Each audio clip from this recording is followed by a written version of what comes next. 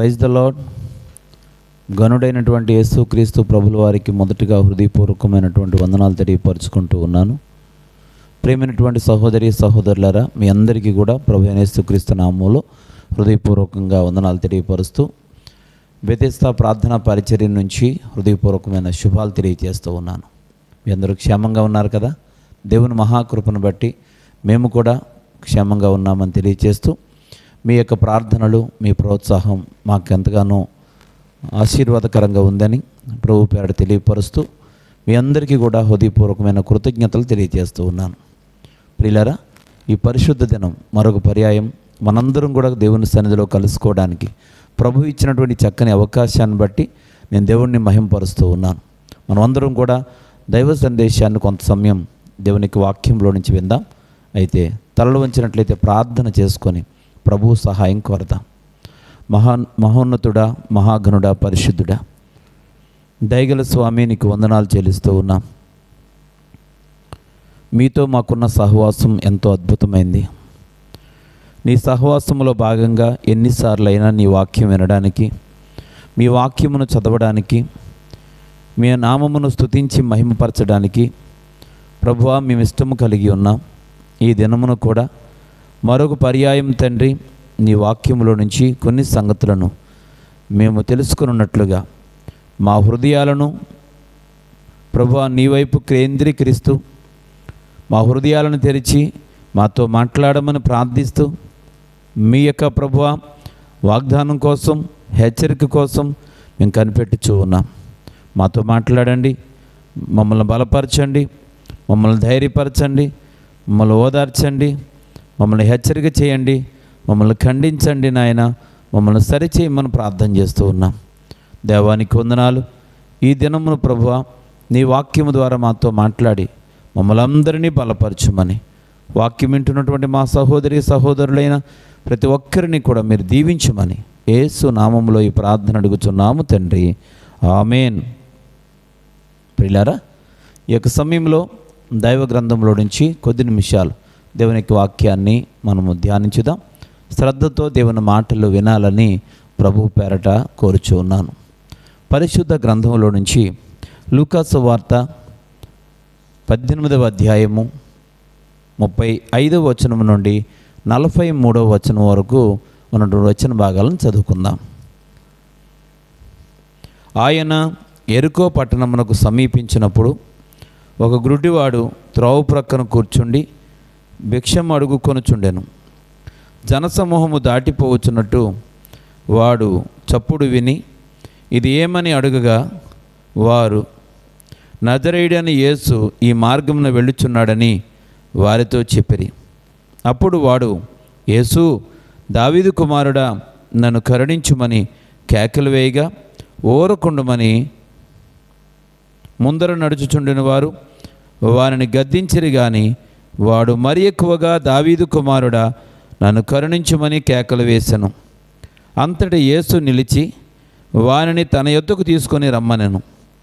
వాడు దగ్గరకు వచ్చినప్పుడు ఆయన, నీకేమి చేయగోరుచున్నావని అడుగగా, వాడు, ప్రభువా, చూపు పొందగోరుచున్నానెను. యేసు, చూపు పొందుము, నీ విశ్వాసము నిన్ను స్వస్థపరిచినని వానితో చెప్పాను. వెంటనే వాడు చూపు పొంది దేవుని మహిమపరచుచు ఆయనను వెంబడించెను. ప్రజలందరూ అది చూచి దేవుని స్తోత్రము చేసిరి. ప్రియులారా, ఈ యొక్క వాక్య భాగాన్ని అనేక సందర్భాల్లో మనం వింటూ వచ్చాం. ఈ దినమును కూడా ప్రభువు మనతో మాట్లాడుచుండగా శ్రద్ధగా విందాం. ప్రియమైన సహోదరి సహోదరులారా, యేసుక్రీస్తు ప్రభువారు సజీవునిగా ఉండి ఈ లోకములో దేవుని చిత్తాన్ని నెరవేరుస్తున్నటువంటి ఆ కాలంలో ఒక సందర్భంలో దేవుడు యెరికో పట్టణమునకు సమీపించినప్పుడు ఆ పట్టణము దగ్గర ఆ యెరికో నివాసి అయినటువంటి ఒకడు, అతని పేరు బర్తిమై. ఈ బర్తిమై అనేటువంటి గ్రుడ్డివాడు, అతడు పుట్టుకతోనే 2 కళ్ళు కనిపించినటువంటి గ్రుడ్డివాడు. ఇతడు యెరికో నివాసి అని మనం చూస్తూ ఉన్నాం. ప్రియులారా, యెరికో పట్టణమునకు సమీపించినప్పుడు ఆ యొక్క పట్టణపు యొక్క గవిని దగ్గర అతడు భిక్షం అడుక్కుంటూ ఉన్నాడు. ఆ వ్యక్తిని గూర్చి కొన్ని సందర్భాలు మనం చూద్దాం. ఈరోజు అతడు పుట్టి గ్రుడ్డివాడు. అయితే గ్రుడ్డివాడైనటువంటి ఎరుకో నివాసి అయినటువంటి ఆ బర్తిమై అనేవాడు చూడడానికి దేవుడు అవకాశం ఇచ్చాడు. అతని కళ్ళు తెరవబడ్డాయి, అతడు స్వస్థపరచబడ్డాడు. పిల్లరా, అయితే గ్రుడ్డివాడైనటువంటి వ్యక్తి చూపు పొందాడు అని అంటే ఇది సామాన్యమైన విషయం కాదు. మనం పిల్లరా, ఒకవేళ గురుడివారు చూపు పొందాలి అని అంటే ఈ లోక సంబంధంగా ఆలోచన చేస్తే ఏ వైద్యులు కూడా దానిని చేయలేరు. అది వైద్యుని వలన జరిగేది కాదు. ఒకవేళ చూస్తున్న మనుషుడు ఏ లోపానికైనా గురైతే దాన్ని సరి చేయగలరు, కానీ గురుడివాడిగా ఉన్న వ్యక్తి చూడటం అనేది సాధ్యం కాదు. అది దేవునికే సాధ్యం. పిల్లరా, ఒక అద్భుతమైనటువంటి కార్యాన్ని భర్తమై తన జీవితంలో పొందాడు. అయితే దేవుడు ఇటువంటి అద్భుతమైన కార్యాలు జరిగించాడు అని అంటే ఖచ్చితంగా దానికి కొన్ని కారణాలు ఉండుంటాయి. ఏ కారణం లేకుండా దేవుడే కార్యాన్ని చేయడు. మనలను దేవుడు పుట్టించినప్పుడే కారణమును బట్టి దేవుణ్ణి స్తుతించడానికి, దేవుణ్ణి మహిమపరచడానికే దేవుడు మనల్ని పుట్టించాడు. పిల్లరా, ఈరోజు మనం ఊరికనే జన్మించలేదు. అలాగే ఏది చేసినప్పటికీ కూడా ఖచ్చితంగా దానికి ఒక కారణం ఉంటుంది.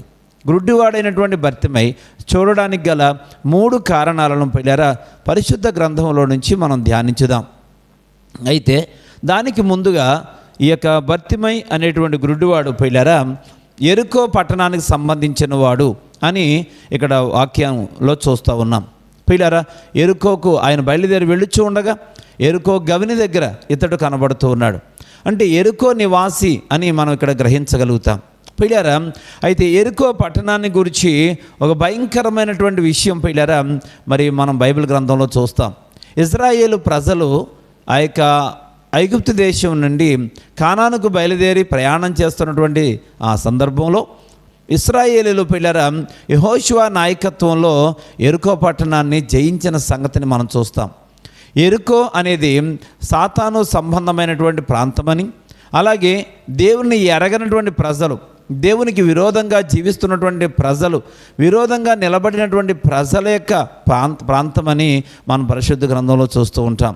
అయితే ఇశ్రాయేలీయులు పిల్లరా ఎరుకో పట్టణాన్ని జయించి ముందుకు సాగారు. ఎరుకో పట్టణాన్ని జయించడంలో వారు చేసినటువంటి యుద్ధం ఏంటి అని అంటే స్తుతుల ద్వారా, స్తోత్రముల ద్వారా, పాటలు పాడుచు, దేవుణ్ణి మహిమపరచుచు పిల్లరా రోజుకు ఒక్కసారి చొప్పున 6 రోజులు, ఒకరోజే 7 సార్లు ఆ ఎరుకో పట్టణం చుట్టూ స్తుతిస్తూ, ఘనపరుస్తూ, మహిమపరుస్తూ, పాటలు పాడుచు, దేవునికి స్తోత్రాలాపన చేయొచ్చు తిరుగుచూ ఉండగా ఎరుకో గోడలు కూలిపోయినాయి. ఆ తర్వాత ఎరుకో పట్టణాన్ని ఎవరు కూడా కట్టకూడదు, ఎవరు కూడా నిర్మించకూడదు అని యెహోషువ ప్రజలందరికీ కూడా ఆజ్ఞాపించడం జరుగుతూ ఉంది.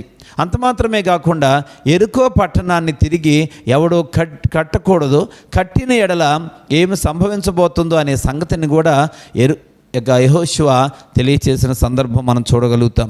పరిశుద్ధ గ్రంథంలో నుంచి యెహోషువ గ్రంథం 6వ అధ్యాయం 26వ వచనాన్ని చూడగలిగితే, ఆ కాలమున యెహోషువ జనుల చేత శపథము చేయించి వారికి ఇలాగూ ఆజ్ఞాపించెను, ఎవడు ఎరుకో పట్టణమును కట్టింప పూనుకొనునో వాడు యెహోవా దృష్టికి శాపగ్రస్తుడు.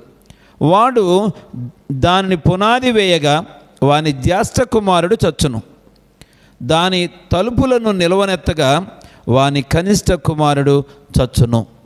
పిల్లరా, ఇక్కడ చూసినట్లయితే యెహోషువ జనులందరి చేత అక్కడ శపథము చేయించాడు.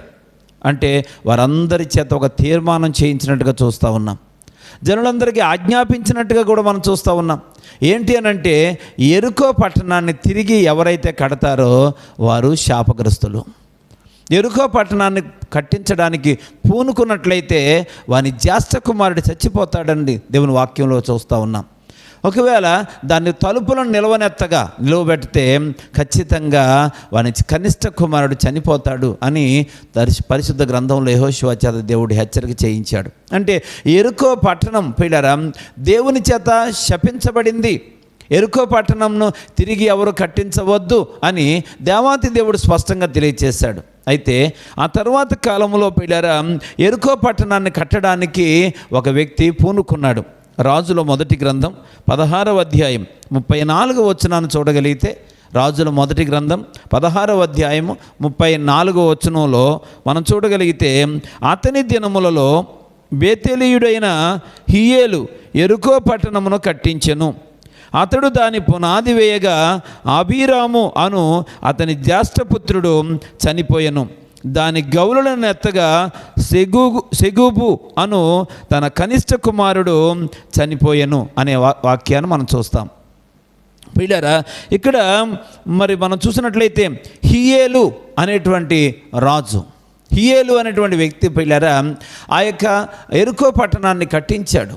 దేవుడు ముందుగానే చెప్పాడు ఏమని అంటే, ఇదిగో యెరికో పట్టణాన్ని తిరిగి ఎవరైనా కట్టపూనుకుంటే ఖచ్చితంగా అది శాపం కనుక అతను శాపగ్రస్తుడు అవుతాడు, అతని పెద్ద కుమారుడు చిన్న కుమారుడు కూడా చనిపోతాడు అని చెప్పి దేవుడు హెచ్చరిక చేసి పిల్లరా ఆజ్ఞాపించిన తర్వాత కూడా హియేలు అనేటువంటి వ్యక్తి పిల్లరా ఆ యొక్క యెరికోను కట్టించినట్లుగా మనం చూస్తూ ఉన్నాం.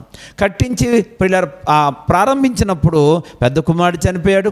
దానిని గౌనులను లేక గుమ్మములను తలుపులను పెట్టినప్పుడు చిన్న కుమారుడు కూడా చనిపోయినట్లుగా మనం చూస్తూ ఉన్నాం. అంటే ఇక్కడ శాపగ్రస్తమైనది యెరికో పట్టణం అనే విషయాన్ని ఇక్కడ మనం గ్రహించగలుగుతూ ఉన్నాం. ప్రియమైనటువంటి సహోదరి సహోదరులారా, మన ఆధ్యాత్మిక జీవితాలలో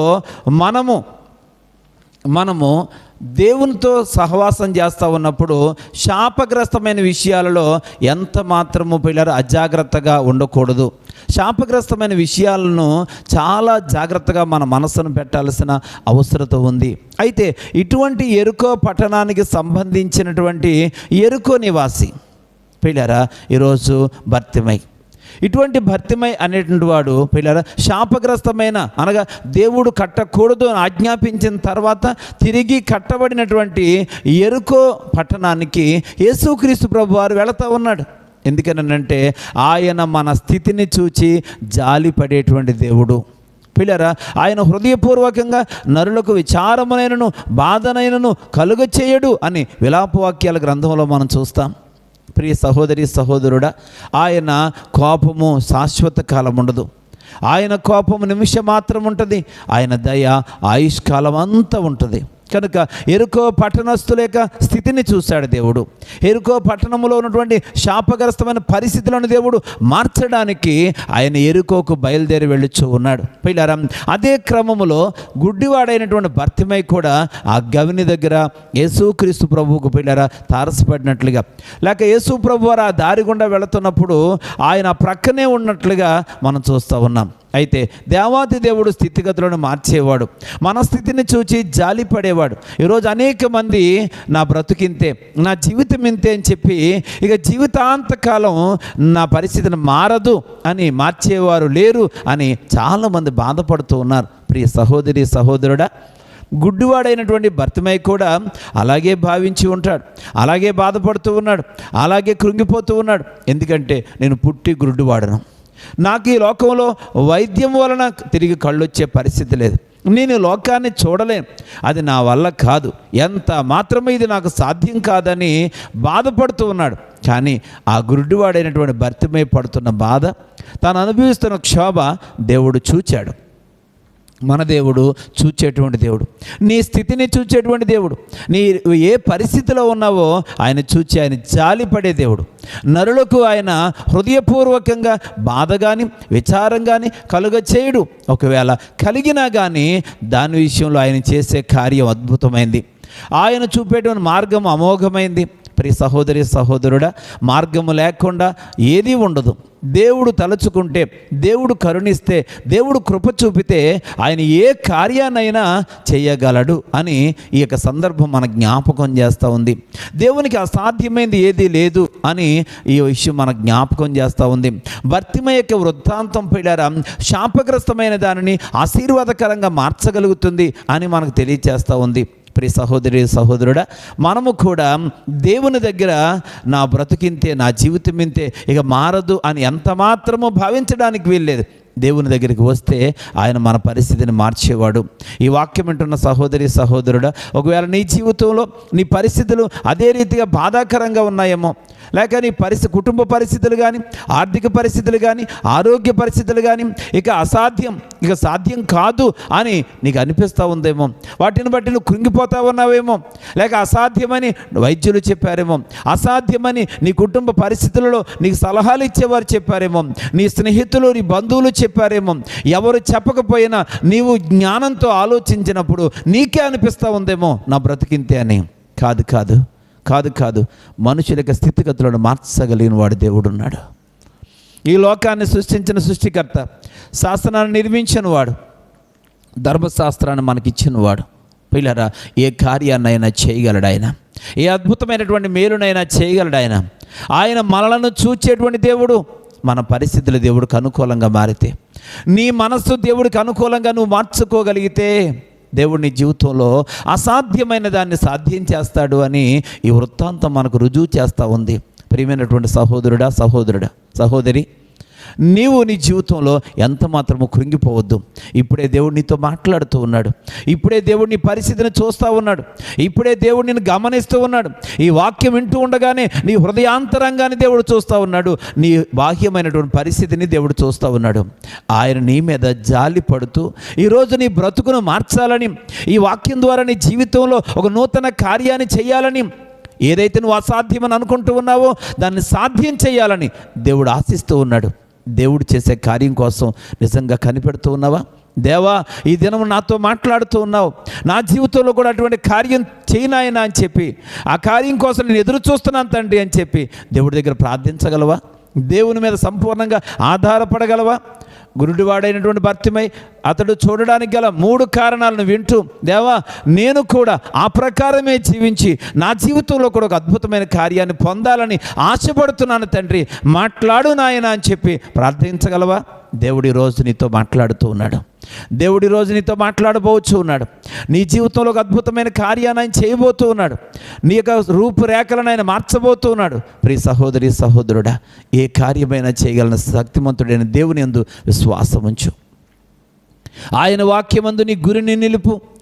ఆయన మాట్లాడుతున్నప్పుడు, దేవా, నీ మాటకు నేను చెవియొగ్గి వింటానయ్యా, హృదయపూర్వకంగా నేను అంగీకరిస్తాను తండ్రి, హృదయం అనే పలకల మీద రాసుకుంటానయ్యా, మనస్ఫూర్తిగా ఒక మంచి తీర్మానం తీసుకొని నీవు చేసే మేలు కోసం నేను ఆశపడి ఎదురు చూస్తాను తండ్రి అని ప్రార్థనాపూర్వకంగా ఈ వాక్యం వినగలవా? సహోదరి సహోదరుడా, నీ జీవితంలో దేవుడు కార్యం చేయబోతున్నాడు. ఇక్కడ శాపగ్రస్తమైనటువంటి పట్టణంలో నుంచి గురుడివాడిగా ఉన్నటువంటి భర్తిమై యేసు దగ్గరికి వచ్చి అద్భుతమైన కార్యం పొందాడు, మేలు పొందాడు. పిల్లరా, అతడు చూడడానికి గల కారణాలేంటి? 3 కారణాలను ఈ సందర్భంగా మనము దైవ గ్రంథంలో నుంచి ధ్యానించుదాం. గురుడివాడైనటువంటి భర్తిమై మొట్టమొదటిగా ఆశతో యేసుక్రీస్తు ప్రభు వారి రాక కొరకు ఎదురు చూచాడు. భర్తిమై అయినటువంటి గురుడివాడు మొట్టమొదటిగా యేసు ప్రభు రాక కోసం ఆశతో ఎదురు చూచాడు. ప్రియ సహోదరి సహోదరుడా, మనందరికీ కూడా ఆశ అనేది ఉంటుంది. మనందరికీ కూడా ఆశ ఉంటుంది. అయితే ఆశ అనేది పిల్లరా లోక సంబంధమైనదిగా కాకుండా దేవుని సంబంధమైనదిగా ఉంటే ఖచ్చితంగా ఆశ గల ప్రాణాన్ని దేవుడు తృప్తిపరుస్తాడు. పరిశుద్ధ గ్రంథంలో నుంచి యెషయా గ్రంథం 40వ అధ్యాయం 31వ వచనంలో ఇలా వ్రాయబడింది: యెహోవా కొరకు ఎదురు చూచువారు నూతన బలం పొందుదురు, వారు పక్షిరాజు వలె రెక్కలు చాపి పైకి ఎగురుదురు, అలయక పరిగెత్తుదురు, సొమ్మసిల్లక నడిచిపోవుదురు అని యెషయా ప్రవక్త ద్వారా దేవుడు ఒక అద్భుతమైన సంగతిని తెలియచేశాడు. యెహోవా కొరకు ఎదురు చూచువారు నూతన బలం పొందుతారు. ప్రియమైన సహోదరి సహోదరుడా, ఇక్కడ భర్తిమై అనేటువంటి ఆయన యేసుక్రీస్తు యొక్క రాక కోసం ఎదురు చూస్తూ ఉన్నాడు. యేసుక్రీస్తు ప్రభు వారిని గురించి వినినప్పుడల్లా ఆయన ఈ ప్రాంతానికి ఎప్పుడు వస్తాడు అని బొగట్టా చేస్తూ ఉన్నాడు. అనగా పిల్లలు కనిపెడుతూ ఉన్నాడు. అనేక మందితో మాట్లాడుతున్నప్పుడల్లా యేసుక్రీస్తు ప్రభువారి గురించి, ఆయన ఈ ప్రాంతానికి వచ్చేటువంటి ఆ యొక్క సందర్భం గురించి ఆ యొక్క ఎంక్వైరీ చేస్తూ ఉన్నాడు. పిల్లరా, అలాగ వస్తున్నాడు అనే సంగతి ఆయనకి తెలిసినప్పుడు పిల్లరా ఆయన కోసం ఎదురు చూస్తూ ఉన్నాడు. ప్రియ సహోదరి సహోదరుడా, దేవుని కొరకు ఎదురు చూచేవారిగా ఉండాలి. ఈరోజు మనుషుల రాక కోసం మనం కనిపెడతా ఉంటాం. ఈ లోకంలో పిల్లరా కనిపెట్టుట అనేది చాలా ప్రాముఖ్యమైన విషయం. అనేక సందర్భాల్లో మన ప్రయాణాల కోసం బస్సు రాక కోసం ఎదురు చూస్తూ ఉంటాం, ట్రైన్ రాక కోసం ఎదురు చూస్తూ ఉంటాం. పిల్లరా ఇక విమానం లేక ఫ్లైట్ యొక్క రాక కోసం ఎదురు చూస్తూ ఉంటాం. పిల్లరా ఈరోజు అనేక కార్యాలు జరగాలని ఎదురు చూస్తూ ఉంటాం. మన ఆప్తులైన వారు రాక కోసం ఎదురు చూస్తూ ఉంటాం. పిల్లలు ఈరోజు మనం ఈ లోకంలో దేవుని కొరకు మనం ఎదురు చూసేవారిగా ఉండాలి. దేవునితో సహవాసం చేయడానికి ఎదురు చూసేటువంటి వారిగా ఉండాల్సిన అవసరం ఉంది. పిల్లరా యెహోవా కొరకు ఎదురు చూస్తే, అలాగే యేసుక్రీస్తు ప్రభు కోసం ఎదురు చూస్తే, ఆయన వాక్యం కొరకు ఎదురు చూస్తే, ఆయనతో సహవాసం చేసే సమయం కోసం ఎదురు చూస్తే, ఆయనతో మాట్లాడే సమయం కోసం ఎదురు చూస్తే నూతన బలం పొందుతాం. భర్తిమయ్యనటువంటి వానికి నూతన బలం అవసరం. పిల్లరా అతని యొక్క ఆ గ్రుడ్డితనం పోవాలి అంటే నూతనమైన శక్తి తన కళ్ళలోకి రావాలి. పిల్లరా ఆ కళ్ళు తెరవబడాలి అంటే నూతన శక్తి ఆ కళ్ళలోకి రావాలి. నూతన శక్తి ఆ కళ్ళలోకి రావాలి అంటే ఎవరైతే ఆ ఆశను కలిగి ఉన్నారో అతడు దేవుని కొరకు ఎదురు చూడాలి. పిల్లరా భర్తిమై అనేవాడిలో ఉన్న మొదటి లక్షణం ఏంటంటే ఆశతో దేవుని రాక కోసం కనిపెట్టాడు. ఆయనతో సహవాసం కోసం కనిపెట్టాడు. ఆయనతో మాట్లాడడం కోసం కనిపెట్టాడు. ప్రియ సహోదరి సహోదరుడా, ఈరోజు దేవుని సన్నిధిలో నుంచి నూతన బలం ఎప్పుడైతే మనలోనికి వస్తుందో మనలో జీవితాల్లో అనేక అద్భుతమైన కార్యాలు జరుగుతాయి. మన శరీరంలో పిల్లల ఆరోగ్యం అనేది ఏర్పడుతుంది, ఆరోగ్యం కలుగుతుంది. కనుక శరీరంలో నూతన శక్తి చేత ప్రతి అవయవం నింపబడుతుంది. ప్రతి అవయవం కూడా శక్తిహీనతగా ఉండదు, శక్తి కలిగిందిగా మారుతుంది. పిల్లరా దేవుని యొక్క వాక్యం మనం వింటూ ఉన్నాం. దేవునితో సహవాసం చేస్తే పిల్లరా ఆయన శక్తి మనలోకి వస్తుంది. కనుక ఇక్కడ భర్తిమై అనే వానిలో దేవునికి శక్తి పిల్లరా లోపలికి వచ్చింది. వెంటనే అతడు శక్తిమంతుడయ్యాడు. శరీరంలో ఉన్న అవయవాలన్నీ ప్రక్షాళన చేయబడుతూ ఉన్నాయి. పిల్లరా వెంటనే అతడు చూపు పొందినట్టుగా మనం చూస్తూ ఉన్నాం. నిజమే పిల్లరా, రోగులైన వారు కొందరిలోనికి యేసుక్రీస్తు ప్రభు యొక్క ప్రభావం వచ్చింది అని. పిల్లరా ఆ యొక్క 12 సంవత్సరాల నుంచి రక్తస్రావ రోగం కలిగిన స్త్రీ ఆయనను ముట్టుకున్నప్పుడు ఆయన మాట్లాడుతూ ఉంటాడు, నాలో నుంచి ప్రభావం బయటికి వెళ్ళింది, నాలో నుంచి ప్రభావం బయటికి వెళ్ళింది.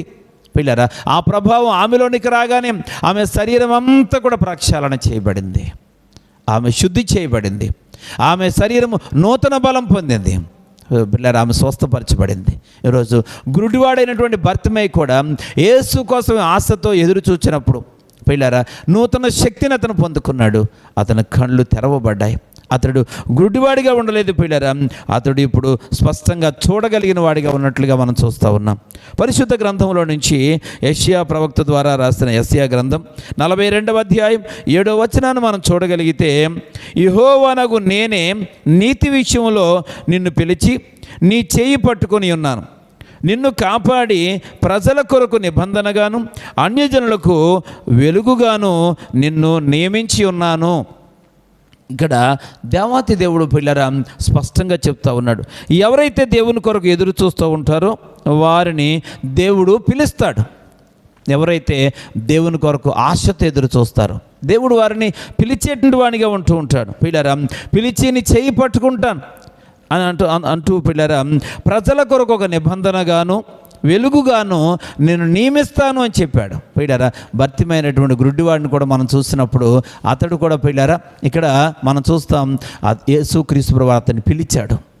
అతడు పిల్లరా ఆశతో కేకలు వేస్తూ ఉన్నప్పుడు, దావీదు కుమారుడా నన్ను కరుణించు అని కేకలు పెడతా ఉన్నప్పుడు పిల్లరా ఇక్కడ చూసినట్లయితే ఆ యేసుక్రీస్తు ప్రభువారు అతని నా యొద్దకు తీసుకొని రండి పిలిచాడు. ఇక్కడ యెషయా ప్రవక్త ద్వారా దేవుడు అదే చెప్తా ఉన్నాడు, ఆశతో కనిపెట్టేవారు నేను పిలుస్తానని చెప్పాడు. కనుక దేవుని వాక్యం ఉంటున్న సహోదరి సహోదరుడా, నీ జీవితంలో దేవుడు నేను అనేక మార్లు పిలుస్తూ ఉన్నాడు.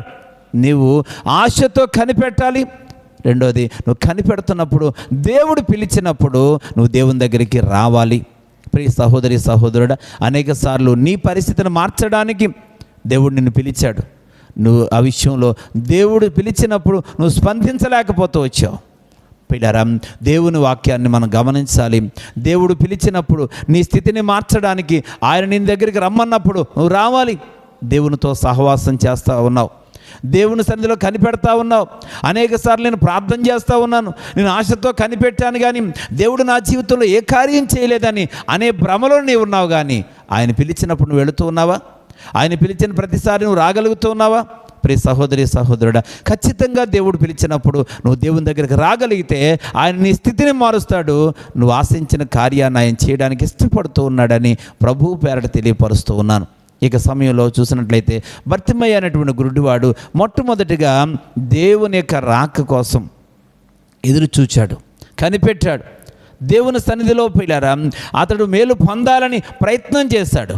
పిల్లారా, ఆ ఆశను దేవుడు చూశాడు, మనసులో ఉన్న ఆ కోరికను దేవుడు చూశాడు. పిల్లారా, దేవుడు యొక్క కార్యాన్ని ఆ యొక్క భర్తిమయ్యకి చూపించాలని, దేవుడు తాను చేసే అద్భుతాన్ని భర్తిమయ్యకి చూపించాలని దేవుడు పిల్లరా ఆశించాడు. దేవునికి స్తోత్రం కలుగునగాక. పిల్లరా, దేవుడు అందుకే పిలిచి అతను బాగు చేసినట్టుగా మనం చూస్తూ ఉన్నాం. కనుక ఇక్కడ భర్తిమయ్య స్వస్థపరచబడడానికి, భర్తిమయ్య యొక్క కళ్ళు తెరవబడడానికి మొదటి కారణం ఏంటంటే అతడు దేవుని కొరకు లేక ఆయన రాక కొరకు ఎదురు చూచాడు ఆశతో. రెండవదిగా మనం గమనించినట్లయితే భర్తిమయ్య అనేటువంటి గుడ్డివాడు పిల్లరా తరుణాన్ని సద్వినియోగం చేసుకున్నాడు, అవకాశాన్ని సద్వినియోగం చేసుకున్నాడు. ప్రియ సహోదరి సహోదరుడా, నీ జీవితంలో దేవుడు నీకు ఇచ్చిన అవకాశాన్ని సద్వినియోగం చేసుకోవాలి. దేవుడు నీకు ఇచ్చినటువంటి పరిస్థితిని అనుకూలంగా మలుచుకోగలగాలి. కానీ ఈరోజు భర్తిమయ్య చేసిన పనిని అనేక మంది చేయలేకపోతూ ఉన్నారు. ప్రియులారా, భర్తిమయ్య ఏం చేశాడు? తరుణాన్ని సద్వినియోగం చేసుకున్నాడు, అవకాశాన్ని ఉపయోగించుకున్నాడు. ప్రియులారా, అవకాశాన్ని ఉపయోగించుకున్నాడు.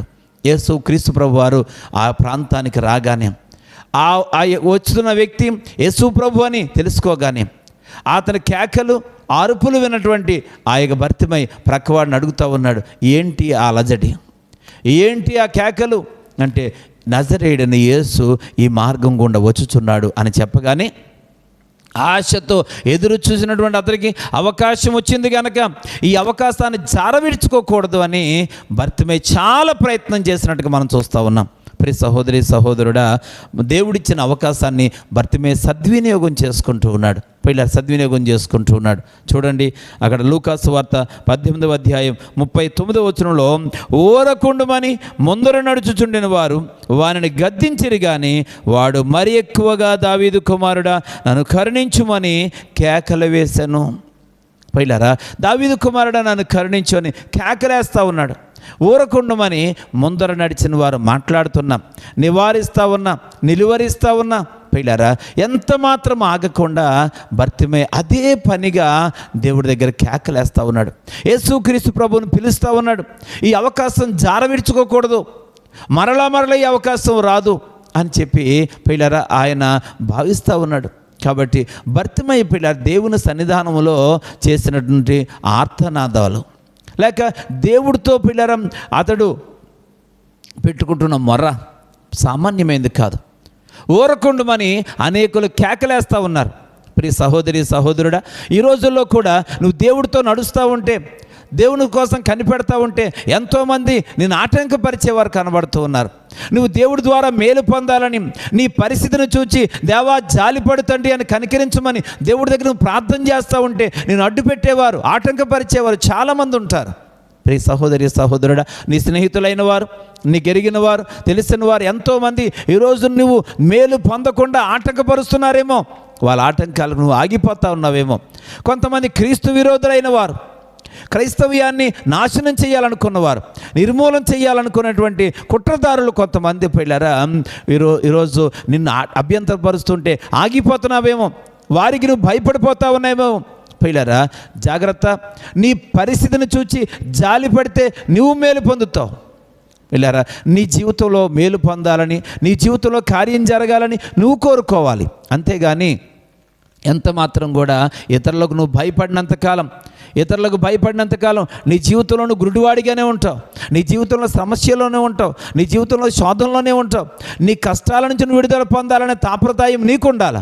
విడుదల పొందితే సంతోషించేది నీవు, నీ కుటుంబం. అంతేగాని నీ స్నేహితులైన వారు, నీకు ఎరిగిన వారు, నిన్ను ఆటంకపరుస్తున్న వారి మాటలకు నువ్వు ఆగిపోయి, లోబడిపోయి, లొంగిపోయినంత కాలం నీ దౌర్భాగ్య పరిస్థితి నుంచి నువ్వు విడుదల పొందలేవు సహోదరుడా.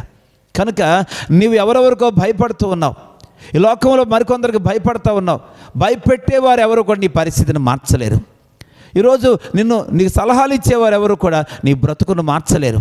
నువ్వు అలా ఉంటే అంతే, మరి నీ జీవితం అంతే అన్నట్లుగా వారు నిర్ధారించి ఊరుకునేవారే తప్ప, లేక కొన్ని సందర్భాల్లో నీ లోపాన్ని ఎత్తి చూపేవారే తప్ప నీ పరిస్థితిని బాగు చేసేవారు ఎవరు లేరు. నువ్వు ఎవరికి భయపడతా ఉన్నావు?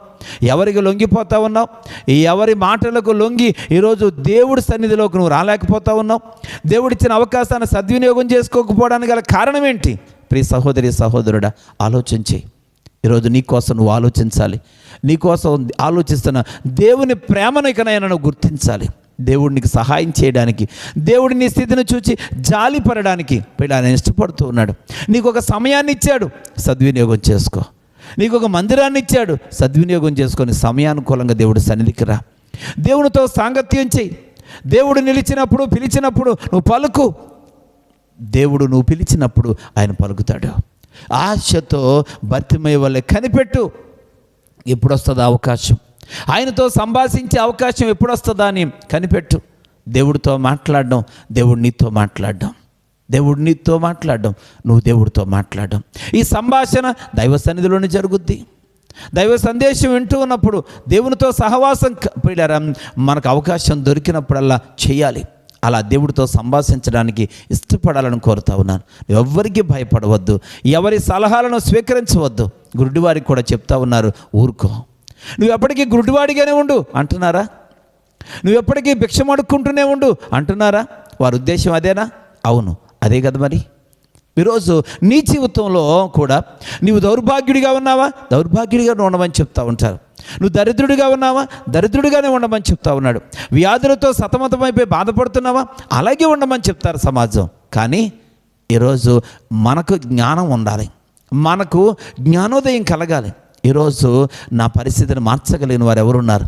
వీళ్ళందరూ నాకు సలహాలు ఇచ్చేవారే, సూచనలు ఇచ్చేవారే, దేవుడి సన్నిధికి వెళ్లకుండా ఆటంకపరిచేవారే. కానీ నా బ్రతుకుని వీరు మార్చగలరా? బ్రతుకు మారితే, జీవితం మారితే అంతకంటే ప్రయోజనం ఇంకేముంటుందండి? ఈరోజు మనం గమనించాల్సిన అవసరం ఉంది.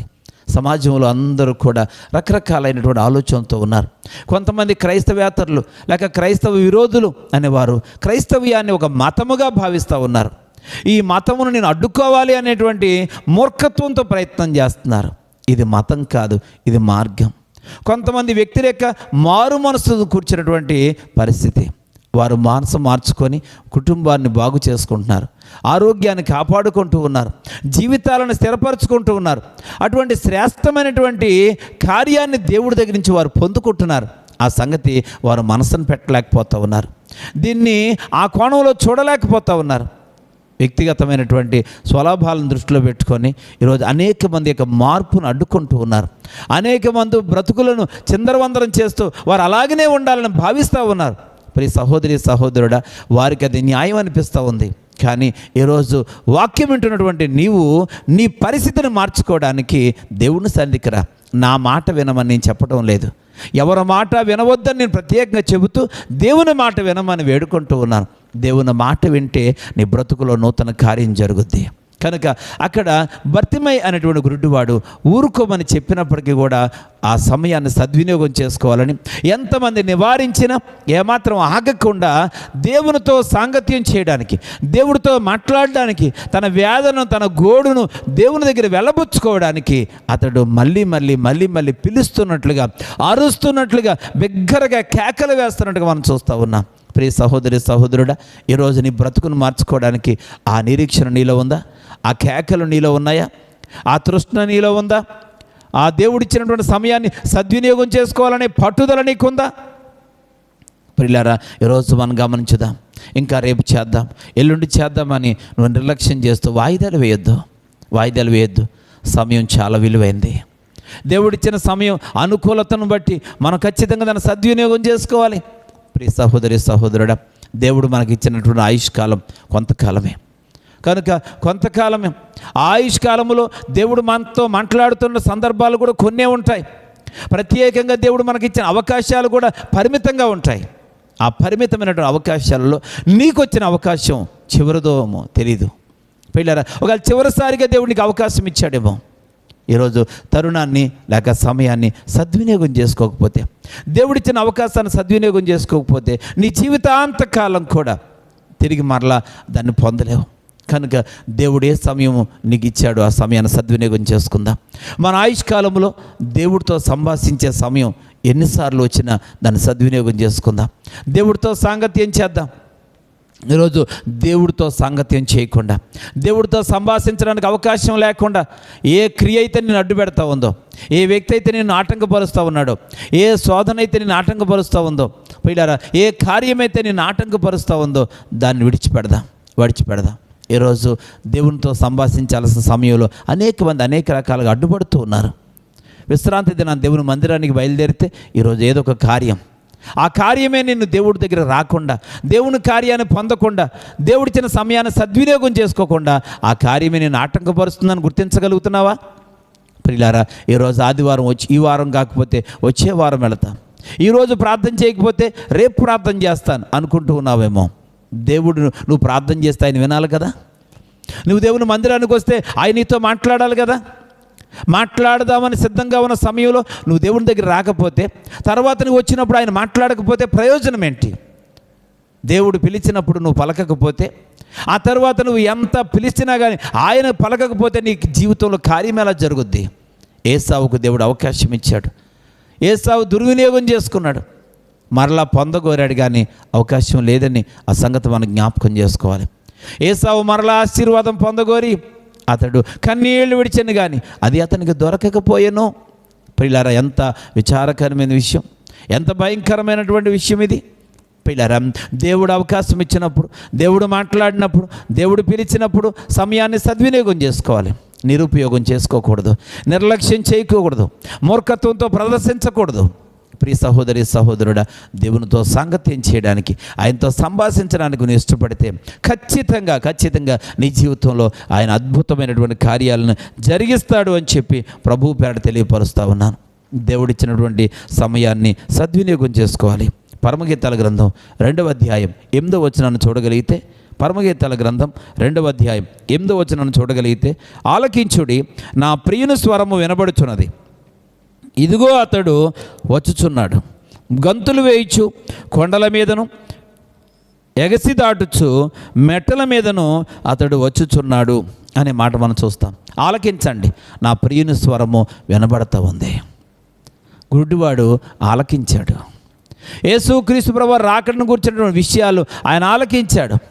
దేవుని స్వరాన్ని వినడానికి ఇష్టపడుతూ ఉన్నాడు. ప్రియులారా, ఈరోజు ఆలకించండి, దేవుని స్వరం వినబడతా ఉంది, దేవుని మాట వినబడతా ఉంది. ప్రియులారా, ఈరోజు దేవుడు మాట వినబడుతున్నప్పుడు ఆ మాట వినడానికి ఇష్టపడుతున్నావా? ఈరోజు దేవుడు మౌనమైపోయే రోజులు రాబోతూ ఉన్నాయి. దేవుని మాట వినబడనటువంటి రోజులు రాబోతూ ఉన్నాయి. ఆయన నీవు ఎన్నిసార్లు దేవుడినితో మాట్లాడాలని ప్రయత్నం చేసినా ఆయన స్వరాన్ని వినే ఆశ నీకు లేనప్పుడు, ఆయన మాటను గమనించాలి, గుర్తించాలి, ఆయన మాటకు విధేయత చూపించాలనే ఆలోచన నీకు లేనప్పుడు, ఏదో ఒక రోజున దేవుడు కోప్పడితే ఆ తర్వాత దేవుడు స్వరం నువ్వు వినలేవు, దేవుడు మాటను నువ్వు గమనించలేవు, దేవుడు మాటను వినలేవు నీ జీవిత కాలంలో. జాగ్రత్త. ఇక్కడ దేవుడు చెప్తా ఉన్నాడు, నా ప్రియుని స్వరం వినబడుతూ ఉంది, అతడు వచ్చుచూ ఉన్నాడు. కనుక ఇక్కడ బర్తిమై అనే గురుడివాడు అతడు వస్తూ ఉన్న సంగతి, అతని స్వరం వింటున్న సంగతి, స్వరం వినబడుతున్న సంగతిని గుర్తించి ఆలకించడానికి ఇష్టపడ్డాడు. చెవి యొగ్గాడు. పిల్లారా, ఈరోజు మనం కూడా చెవి యొగ్గే సమయాన్ని సద్వినియోగం చేసుకోవాలి. ఈ తరుణాన్ని ఉపయోగించుకోవాల్సిన అవసరం ఉంది. ప్రకటన గ్రంథం 3వ అధ్యాయం 20వ వచనంలో, ప్రకటన గ్రంథం 3వ అధ్యాయం 20వ వచనంలో కూడా దేవుడు ఒక అద్భుతమైనటువంటి పిలుపునిస్తూ ఉన్నాడు. ఇదిగో నేను తలుపు వద్ద నిలుచుండి తట్టుచున్నాను, ఎవడైనను నా స్వరం విని తలుపు తీసిన యెడల నేను అతని యొద్దకు వచ్చి అతనితో నాతో కూడా అతను భోజనము చేయదు. ఇది దేవుని పిలుపు. దేవుడు పిలుపునిస్తూ ఉన్నాడు. ఇదిగో నేను తలుపు వద్ద నిలుచుండి తట్టుచున్నాను. అవకాశం ఇస్తూ ఉన్నాడు, సమయం ఇస్తూ ఉన్నాడు. సద్వినియోగం చేసుకోవాలి. తట్టుచూ ఉన్నాను, పిలుస్తూ ఉన్నాను. ఎవడైనా నా స్వరం విని తలుపు తీస్తే నేను వస్తాను ఆయన దగ్గరికి. వెళ్ళారా? భర్తిమయ్య అనేటువంటి గురుడివాడు దేవుడు పిలుపుని, దేవుని స్వరాన్ని విని హృదయం అనే తలుపు తెరిచాడు. హృదయపూర్వకంగా దేవుడిని పిలవాలనుకున్నాడు. హృదయపూర్వకంగా దేవుడితో మాట్లాడాలనుకున్నాడు. తన జీవితంలో ఒక అద్భుతమైన కార్యాన్ని చూడాలనుకున్నాడు. అందుకే ఎవరు ఆటంకపరిచినా, ఎవరు నియంత్రించే ప్రయత్నం చేసినా ఆగలేదు. పిల్లరా, నోటుతో పిలిస్తే ఆగిపోనేమో, హృదయపూర్వకంగా దేవుని పిలుపుకు లోబడ్డాడు. పిల్లరా, దేవుని స్వరాన్ని వినాలనుకున్నాడు. అందుకనే భర్తిమైన పిల్లలు ఎవరు ఆపలేకపోయారు. భర్తిమయ్య యొక్క మాటను ఎవరు అణిచివేయలేకపోయారు. అతని కేకలను నియంత్రించలేకపోయారు. ప్రియ సహోదరి సహోదరుడు, హృదయపూర్వకంగా దేవుని వైపు చూస్తే, హృదయపూర్వకంగా దేవుడిచ్చిన సమయాన్ని సద్వినియోగం చేసుకోవాలని నీకుంటే, హృదయపూర్వకంగా నీ బ్రతుకును మార్చుకోవాలని నీకు ఆశ ఉంటే ఖచ్చితంగా నువ్వు దేవుడిని పిలుస్తావు. ఎవరి యొక్క ఆటంకాలకు లొంగవు. కనుక ఈరోజు దేవుని పిలుపునందుకొని దేవుడు స్వరాన్ని విని ఆయనతో మాట్లాడాలని కేకలు వేస్తున్నటువంటి భర్తిమయ్య రెండవదిగా అతడు చూపు పొందడానికి గల కారణం ఏంటంటే అతడు దేవుడిచ్చిన సమయాన్ని సద్వినియోగం చేసుకున్నాడు అనే విషయాన్ని అక్కడ మనం గుర్తిస్తూ ఉన్నాం. ప్రియ సహోదరి సహోదరుడా, భర్తిమయ్య అనేటువంటి ఆయన స్వస్థత పొందడానికి గల కారణం మూడవదిగా చూసినట్లయితే యేసును మహిమపరచుచు ఆయన వెంబడించాడు. ఇక్కడ భర్తిమయ్య అంతరంగాన్ని దేవుడు చూస్తున్నప్పుడు అతన్ని ఎందుకు దేవుడు స్వస్థపరిచాడు అంటే అతని మనసులో ఉన్న ఆశ, నా కళ్ళు ఎవరు తెరిస్తే వాళ్ళతో నేను కలిసి తిరుగుతాను, నా కళ్ళు తెరిచిన వానితో నేను సహవాసం చేస్తాను, నా కళ్ళు తెరిచిన వాని వెంట నడుస్తాను అని ఒక ఆలోచన ఉంది. పిల్లరా, అది దేవుడు చేయగలడు గనక దేవునితో నేను కలిసి సాంగత్యం చేయాలి, దేవునితో కలిసి నడవాలి అనేటువంటి మనసులో ఒక నిర్ణయం ఉంది. అది దేవుడు చూచాడు. ఈరోజు అనేకులు పిల్లరా దేవుని కార్యాన్ని పొందాలని, బ్రతుకును మార్చుకోవాలని, ఈ దౌర్భాగ్య పరిస్థితి నుంచి విడుదల పొందాలని పిల్లరా ఆశ అయితే ఉంది. కానీ విడుదల పొందిన తర్వాత వారు ఏ రకంగా వెళ్ళబోతున్నారు, ఏం చేయడానికి వారు నిర్ణయించుకున్నారు, అది మనసులో ఉన్నటువంటి విషయం. అయితే దేవుడు అంతరంగాలను చూచేవాడు, దేవుడు అంతరంగాన్ని గమనించేవాడు. ఎవరు ఎలాంటి మనస్తత్వం ఉన్నారో, ఎలాంటి హృదయంతో ఉన్నారో, ఎటువంటి ఆలోచనలు ఆలోచిస్తూ ఉన్నారో ఇది మనుషులకు తెలియదు, కానీ హృదయ రహస్యాలు ఎరిగిన దేవుడికి తెలుసు. ప్రియ సహోదరి సహోదరుడా, భర్తిమయ్య అనేటువంటి గురుడివాడి యొక్క మనస్సు, అతడు స్వస్థపరచబడితే, అతడు రోగం నుంచి విడుదల పొందితే, అతడు బాగుపడితే ఏం చేయాలనుకుంటున్నాడు అది దేవుడు ముందుగానే గమనించాడు. అయితే భర్తిమయ్య ఏం చేయాలనుకుంటున్నాడు? యేసును మహిమపరచచ్చు ఆయన వెంబడించాలనుకుంటున్నాడు. పిల్లారా, అందుకే భర్తిమయ్య అనేటువంటి వాడిని దేవుడు స్వస్థపరిచాడు. భర్తిమయ్య అనేటువంటి వాడి యొక్క గురుడితనాన్ని తొలగించాడు. అతని కళ్ళు తెరవబడ్డానికి గల కారణం ఏంటంటే యేసును మహిమపరచచ్చు ఆయనను వెంబడించాలి అనేటువంటి తీర్మానము నిర్ణయంతో ఉన్నాడు. ప్రియ సహోదరి సహోదరుడా, చూడండి వాక్యంలో నుంచి కీర్తనల గ్రంథం 119వ అధ్యాయం 18వ వచనాన్ని చూడగలిగితే, కీర్తనల గ్రంథం 119వ అధ్యాయము 18వ వచనంలో ఇలా వ్రాయబడింది: నేను నీ ధర్మశాస్త్రమునందు ఆశ్చర్యమైన సంగతులను చూచున్నట్లు నా కన్నులు తెరువుము. పిల్లరం, భక్తుడైనటువంటి కీర్తనాకారుడు ఆశపడుతూ ఉన్నాడు, నీ ధర్మశాస్త్రమునందు ఆశ్చర్యమైన సంగతులను చూచినట్లుగా నా కళ్ళు తెరువు. అంటే నా కళ్ళు తెరిస్తే నీ ధర్మశాస్త్రాన్ని చదువుతాను, నా కళ్ళు తెరిస్తే నీ ధర్మశాస్త్రంలో సంగతులను చదివి నేను గ్రహిస్తాను, అందులో ఉన్న ఆంతర్యాన్ని, దేవా నీ ఉద్దేశాన్ని నేను అర్థం చేసుకొని ఆ ప్రకారంగా జీవిస్తాను అనేటువంటి ఆశ అతనికి ఉండి అతను నా కళ్ళు తెరిస్తే నీ ధర్మశాస్త్రంలో వాక్యాలు నేను చదువుతానయ్యా. ప్రియ సహోదరి సహోదరుడా, ఈరోజు గురుడివాడిగా ఉన్న భర్తమై అతని కళ్ళు తెరవబడితే దేవుని మహిమపరచాలని, అతని కళ్ళు తెరవబడితే దైవ గ్రంథంలో ఉన్న విషయాలు చదవాలని, గ్రహించాలని ఆశపడుతున్నాడు. ప్రియ సహోదరి సహోదరుడా, నీ జీవితంలో భర్తిమైకు ఉన్నటువంటి లోపం నీకు లేదు. కళ్ళు స్పష్టంగా కనబడుతూ ఉన్నాయి, కానీ ధర్మశాస్త్రాన్ని చదువుతున్నావా? ధర్మశాస్త్రంలో సంగతులను గ్రహించడానికి నువ్వు ప్రయత్నం చేస్తున్నావా? ఈరోజు నీ చేతిలో ఉన్న బైబిల్ గ్రంథాన్ని నువ్వు కేవలం నామకార్థంగా దాన్ని మోస్తూ ఉన్నావా? ఆచారపూర్వకంగా దాన్ని పట్టుకొని దేవుని మందిరానికి దైవ కార్యక్రమాలకు వెళ్ళి తిరిగి దాన్ని పట్టుకొని వస్తూ ఉన్నావా? లేక నీ చేతిలో ఉన్న గ్రంథాన్ని ప్రతిరోజు చదవగలుగుతున్నావా? చదివి అందులో ఉన్న విషయాలను గ్రహించగలుగుతున్నావా? ఇక్కడ భక్తుడు ప్రార్థన చేస్తూ ఉన్నాడు, దేవా నా కళ్ళు తెరిస్తే నీ ధర్మశాస్త్రంలో ఉన్న ఆశ్చర్యమైన సంగతులను నేను చూస్తానయ్యా, నేను చూస్తాను, చదువుతానయ్యా. పిల్లారా, ఈరోజు మనకు ఉండాల్సిన ఆశ. రెండవదిగా మనం గమనించినట్లయితే లూకాసు వార్త 18వ అధ్యాయం 43వ వచనంలో బర్తిమయి ఏం చేశాడు? వెంటనే వాడు చూపు పొంది దేవుని మహిమపరచుచు ఆయనను వెంబడించెను. ప్రజలందరూ అది చూచి దేవుని స్తోత్రము చేసిరి. ఇక్కడ వెంటనే అతడు చూపు పొందిన తర్వాత, పిల్లల అతడు కళ్ళు తెరవబడిన తర్వాత దేవుని మహిమపరచుచు ఆయన వెంబడించాడు. దేవుని మహిమపరుస్తూ ఆయన వెంబడించాడు. పిల్లల ప్రజలందరూ అతడు గుడ్డివాడిగా ఉన్నాడు అది చూశారు. తర్వాత ఇప్పుడు చూపు పొందాడు ఇది చూశారు. చూపు పొందిన తర్వాత అతడు దేవుణ్ణి పిల్లల అక్కడ మహిమపరచుచు యేసును వెంబడిస్తూ ఉన్నాడు. దేవాతి దేవుని వెంబడిస్తూ ఉన్నాడు. అది చూచి అనేక మంది దేవుని స్తుతించారు. ప్రియ సహోదరి సహోదరుడా, నువ్వు మేలు పొందావు, నువ్వు దేవుని స్తుతించి విడిచిపెడతా ఉన్నావు. కానీ నువ్వు ఎవరి ద్వారా అయితే మేలు పొందావో ఆ దేవుణ్ణి మహిమపరుస్తూ నువ్వు వెంబడిస్తూ ఉంటే నిన్ను చూచి ప్రజలందరూ దేవుణ్ణి మహిమపరుస్తారు. నీ కార్యాన్ని చూడగానే దేవుడు అద్భుతం చేశాడంట అని ఆలోచించి ఆ మాటను విడిచిపెడతారు. నీవు కూడా అలా విడిచిపెడితే అది ఎంత మాత్రం ప్రయోజనం కాదు. పిల్లరా, నీవు ఎప్పుడైతే స్వస్థత పొందిన తర్వాత దేవుణ్ణి మహిమపరుస్తూ ఆయన వెంబడిస్తూ ఉన్నప్పుడు నువ్వు వెంబడిస్తున్నంత కాలం నువ్వు సాక్షిగా బ్రతుకుతావు.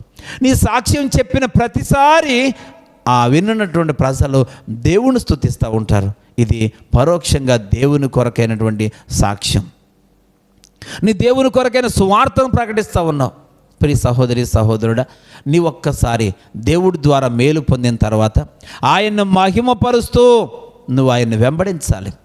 ఆయన్ని వెంబడిస్తూ నీ జీవితంలో చేసిన కార్యాన్ని సాక్ష్యంలో తెలియచేయాలి, అనేక ప్రజల ముందు ఉంచాలి. అప్పుడు నీ సాక్ష్యాన్ని వినిన వారందరూ కూడా దేవుణ్ణి మహిమపరుస్తారు, దేవునికి స్తోత్రాలు చెప్తారు. ఎందుకంటే నువ్వు కార్యం పొందినప్పుడు కొంతమందే చూశారు. నువ్వు కార్యం పొందిన కాలంలో కొంతమందే ఉన్నారు. కానీ ఆ తర్వాత కాలంలో పిల్లరా అనేక మంది నూతనమైన వ్యక్తులు వస్తూ ఉంటారు. వారికి నువ్వు కార్యం పొందిన సంగతి తెలియదు కదా. కనుక నీవు జీవించినంత కాలం ఆయన వెంబడించాలి.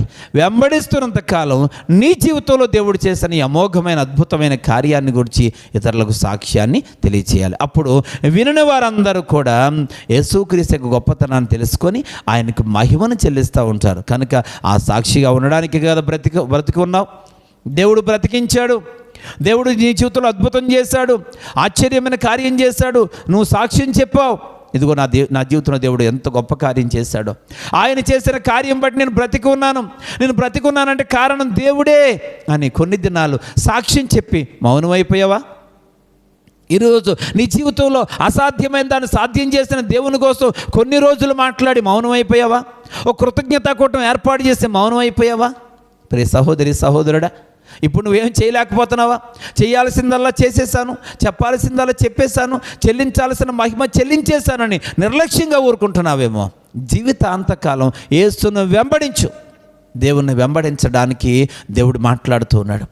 ఆయన నీతో మాట్లాడేది ఏంటంటే దేవుడిని వెంబడించు. బ్రతికున్నంతకాలం, జీవించినంతకాలం, నువ్వు సజీవుడిగా ఉన్నంతకాలం దేవుడిని వెంబడించాలి. వెంబడిస్తూ ఆయన నామమును మహిమపరచాలని ప్రభువు పేరట దేవుని సేవకునిగా తెలియచేస్తూ ఉన్నాను. ప్రియ సహోదరి సహోదరుడా, ఎన్ని కార్యాలు నీ జీవితంలో చేశాడు ఆయన. నీ కోసం ఎన్ని గొప్ప కార్యాలు చేశాడు, ఎన్ని అద్భుతమైన కార్యాలు చేశాడు. ఎన్ని కార్యాల ద్వారా దేవుడు నీ కుటుంబ పరిస్థితులను మార్చాడు. దేవుడు నీ కుటుంబంలో ప్రతి వ్యక్తి విషయంలో కూడా దేవుడు కార్యం చేశాడు. నీ భార్య విషయంలో, నీ భర్త విషయంలో, నీ తల్లిదండ్రుల విషయంలో, నీ కన్న బిడ్డల విషయంలో. ఈ యవ్వన కాలంలో నీ బిడ్డలు చెడిపోతూ నాశనం అయిపోవడానికి ఇష్టపడుతున్నప్పుడు దేవుడు వారిని తప్పించాడు కదా, దేవుడు నీ కుటుంబ పరిస్థితులను మార్చివేశాడు కదా. ఎందుకు వచ్చిన జీవితం అని చెప్పి చనిపోవాలనుకున్నప్పుడు దేవుడు తిరిగి మరలా నూతన జీవితాలను మీకు ఇచ్చాడు కదా. అటువంటి కార్యాలు చేసిన దేవుణ్ణి ఇప్పుడు ప్రస్తుతం వెంబడిస్తున్నావా? దేవుని యొక్క సంఘములో మౌనంగా ఉండి ప్రభువుని ఆరాధిస్తూ ఉన్నావా? గతించిన కాలం మర్చిపోతూ ఉన్నావు. గతించిన దినాల్లో కలిగిన కష్టాలను మర్చిపోతూ ఉన్నావు. నీ కుటుంబంలోని అశాంతిని గురించి నువ్వు జ్ఞాపకం లేవేమో. అప్పుడు క్షోభను అనుభవించావు.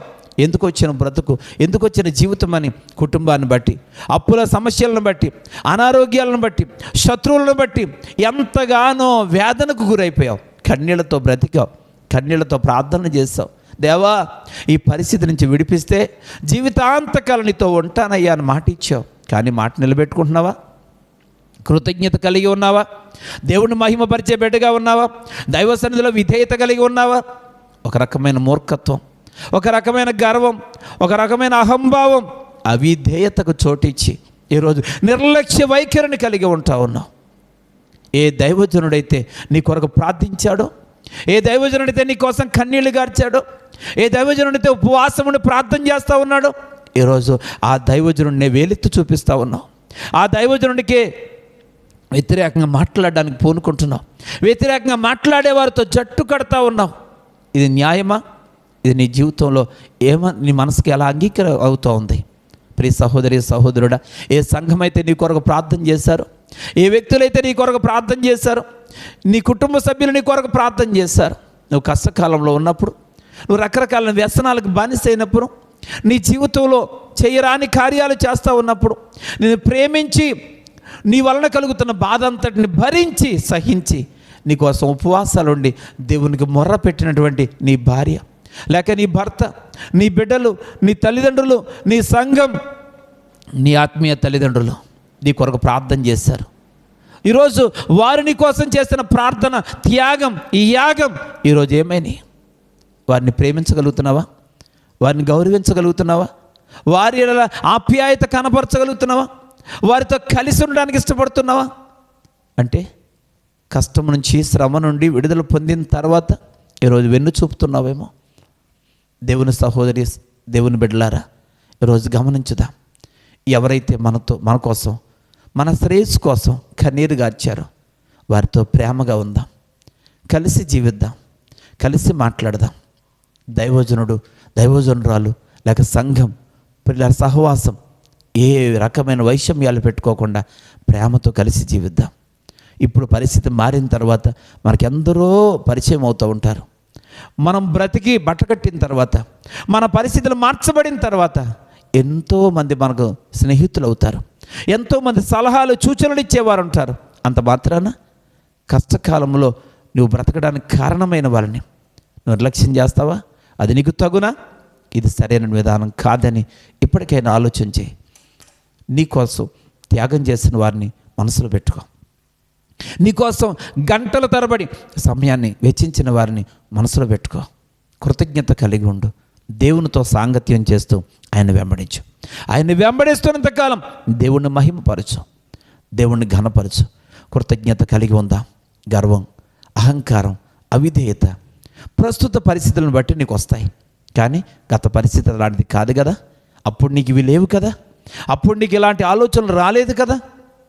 ఇప్పుడు ఎందుకు వస్తున్నాయి అంటే ఇది సైతాను కార్యం కావచ్చు, లేకుండా నీ స్థితి వైపు చూసి నీ యొక్క హృదయాంతరంలో అతిశయం కావచ్చు. ఇది కాదు కావలసింది. భర్తమేయనుడు గుడ్డివాడు తన జీవితాంతకాలం దేవుని మహిమపరుస్తూ ఆయన్ని వెంబడిస్తూ ఉన్నాడు. ప్రియ సహోదరి సహోదరుడా, దేవుని దగ్గర నుంచి ఆ విధంగా మనము సహాయం పొందినప్పుడు ఖచ్చితంగా జీవితాంతకాలం దేవునికి మహిమను చెల్లిద్దాం. కీర్తనల గ్రంథం 50వ అధ్యాయం 23వ వచనాన్ని చూడగలిగితే, స్తుతియాగం అర్పించేవాడు నన్ను మహిమపరచుచున్నాడు, నేను వానికి దేవుని రక్షణ కనపరచునట్లు వాడు మార్గము సిద్ధపరచుకున్నాను. కాబట్టి ఎవరైతే స్తుతియాగం చేస్తూ ఉన్నారో వారు దేవుడి రక్షణ కనపరచబడినట్లుగా వారు మార్గం సిద్ధం చేసుకుంటూ ఉన్నారు. పిల్లారి రోజు నువ్వు స్తుతులు చెల్లించకపోతే, కృతజ్ఞత కలిగి ఉండకపోతే ఈరోజు దేవుడు రక్షణ వచ్చే మార్గాన్ని నువ్వే మూసివేసుకుంటున్నావు. కనుక దేవుని రక్షణ పొందుటకు, దేవుడి చేత రక్షించబడడానికి మనం ఎప్పుడూ సిద్ధంగా ఉందాం. అందుకు దేవునికి స్తుతి యాగం చెల్లించాలి. అలాగే రోమీయులకు రాసిన పత్రికలో అపోస్తలుడైన పౌలు చెప్తారు, 6వ అధ్యాయం 18వ వచనంలో, రోమాపత్రిక 6వ అధ్యాయం 18వ వచనాన్ని చూడగలిగితే, పాపము నుండి విమోచించబడి నీతికి దాసులైతేరి ఇందుకు దేవునికి స్తోత్రం అంటాడు. పాపము నుంచి విమోచించబడి నీతికి దాసులయ్యారు, ఇందుకు దేవునికి స్తోత్రం. పిల్లరా, యెరికో పట్టణము శాపగ్రస్తమైంది. యెరికో పట్టణములో ఉన్నటువంటి భర్తిమై శాపగ్రస్తమైనటువంటి ఆ లోపమును అతడు కలిగి ఉన్నాడు. కానీ అతడు పిల్లరా మరలా హృదయాన్ని తెరిచి ఆశతో దేవుని దగ్గర కనిపెట్టి సమయాన్ని సద్వినియోగం చేసుకొని, మూడవదిగా దేవుని మహిమపరచాలి, వెంబడించాలనేటువంటి ఆశ కలిగిన వాడిగా అతడు నీతి అనబడినటువంటి దేవునికి, దేవుని వాక్యానికి దాసుడయ్యాడు. ఇందును బట్టి దేవునికి స్తోత్రం. కనుక మన జీవితాలలో మనము దేవుడితో సాంగత్యం చేస్తూ పిల్లరా ఈ 3 అనుభవాలు మనలో ఉన్నట్లయితే ఖచ్చితంగా దేవుడు మన జీవితంలో ఒక అద్భుతమైన కార్యం చేయబోతున్నాడు. ప్రియ సహోదరి సహోదరుడా, మన జీవితాలలో మనం బాగా గుర్తుపెట్టుకోవాల్సిన విషయం, మా పిల్లరా దేవుని కృతజ్ఞత కలిగి ఉందాం. మనం ఎంతకాలం బ్రతుకుతామో తెలియదు. బ్రతికిన కాలములో దేవుణ్ణి మహిమపరుస్తూ ఆయన్ని వెంబడిస్తే మనల్ని చూచిన వారందరూ, మన విధేయత చూచిన వారందరూ, మన భక్తిని చూచిన వారందరూ, మన ప్రేమను చూచిన వారందరూ పిల్లరా దేవునితో సహవాసం చేస్తారు, దేవుని దగ్గరకు వస్తారు. కనుక అటువంటి అద్భుతమైనటువంటి సాక్ష్య జీవితాన్ని ప్రభు కొరకు కలిగి ఉండి ముందు కొనసాగిపోదాం. భర్తిమయ్య అనే గుడ్డివాడిలో అతడు కళ్ళు తెరవబడడానికి, అతను ఒక అద్భుతమైన కార్యాన్ని పొందడానికి 3 కారణాలు మనం బాగా ధ్యానించాం. మనసును పెట్టి ప్రార్థనాపూర్వకంగా, హృదయపూర్వకంగా ప్రతి అంశాన్ని పిల్లరా మన హృదయంలో మనం ముద్రించుకొని దాని ప్రకారంగా జీవిస్తూ మన జీవితాలలో కూడా అనేక కార్యాలు పొందిన ప్రతిసారి కార్యం పొందినప్పటి నుండి దేవుని సన్నిధిలో మరింత నమ్మకస్తులుగా జీవించాలని, ఇక మీదట మీరు ఈ యొక్క పద్ధతిని అనుసరించాలని కోరుతూ దేవునికి మహిమార్థంగా జీవించాలని ఆశిస్తూ ఉన్నాను. మీరు అలాగూ జీవిస్తూ ఉండగా దేవుడు మీ జీవితములలో అనేక కార్యములు జరిగించి మీకు ఓదార్పును, ఆదరణ, అలాగే మీ యొక్క అసాధ్యమైన కార్యాలు సాధ్యమవుటలో సమస్త విషయాలలో దేవుడు సహాయం చేయునుగాక. ఆమెన్. దేవుడు మిమ్ములను, మీ కుటుంబములను ఫలభరితంగా ఆశీర్వాదకరంగా దీవించాలని మనస్ఫూర్తిగా కోరుకుంటూ దేవుడు మిమ్మల్ని ఆశీర్వదించాలని ప్రార్థిస్తూ ఉన్నాను. తలలు వంచినట్లయితే చిన్ని ప్రార్థన. మహోన్నతుడానికి వందనాలు. ఈ దినం మాతో మాట్లాడిన ప్రతి మాటను బట్టి నీకు స్తోత్రములు చెల్లిస్తున్నా. భర్తిమయ్య అయినటువంటి గురుడివాడి ద్వారా కొన్ని కార్యాలను మా జీవితంలో మీరు జరిగించారు. వాటన్నిటినీ హృదయంలో తలపోసుకొనొచ్చు, వాటిని అనుసరించి జీవించడానికి తండ్రి వినుచున్న మా ప్రియ సహోదరి సహోదరులందరినీ మీరు స్వాధీనం పరుచుకొని నీ ఆత్మ ద్వారా ప్రేరేపించి నీ నామమునకు మహిమకరంగా వారు జీవించినట్లుగా నీ కృప దయచేయమని, మహిమ ఘనత ప్రభావాలు మీకు మాత్రమే ఆరోపిస్తూ ఈ యొక్క సందేశమైన జీవిత కుటుంబాలను దీవించండి తండ్రి. వ్యక్తులను ఆశీర్వదించండి నాయన. వారు ఏ పరిస్థితిలో ఉన్నా వారిని ఇప్పుడే తండ్రి మీరు దర్శించండి నాయన. ఒకవేళ అనారోగ్యంతో ఉంటే యేసు నామములో వారికి స్వస్థత కలుగునుగాకని ప్రార్థిస్తూ ఉన్నాను. ప్రతి సమస్య నుంచి వారు విడుదల పొందుదురుగాకని ప్రార్థిస్తూ ఉన్నాను. వారి కన్నీళ్లు తొడవబడునుగాకని ప్రార్థిస్తూ ఉన్నాను తండ్రి. నీకు స్తోత్రాలు. వారి జీవితాల్లో నూతన కార్యాన్ని పొంది అనేక రీతిలుగా ఆశీర్వదించబడాలని ఆశిస్తూ, విజ్ఞాపన చేస్తూ, ప్రార్థిస్తూ, బ్రతిములాడుకుంటూ ఈ మనవులు అడిగి వేడుకొనుచున్నాను తండ్రి. Amen. God bless you. God bless you all. దేవుడు మిమ్ములను, మీ కుటుంబములను బహుగా ఆశీర్వదించును గాక. ఆమెన్.